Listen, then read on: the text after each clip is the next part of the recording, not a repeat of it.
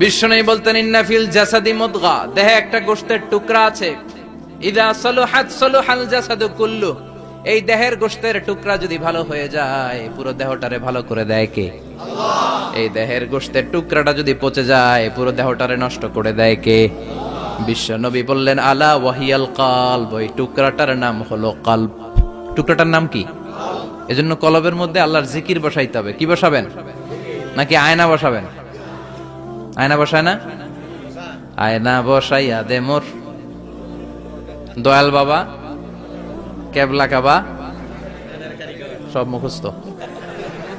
আয়না বসাইয়া দে মোর, নবীর কলবে আয়না বসায় নাই নবী। সেদিন আবু বকর, ওমর ফারুক, কেউ আয়না বসাইছে?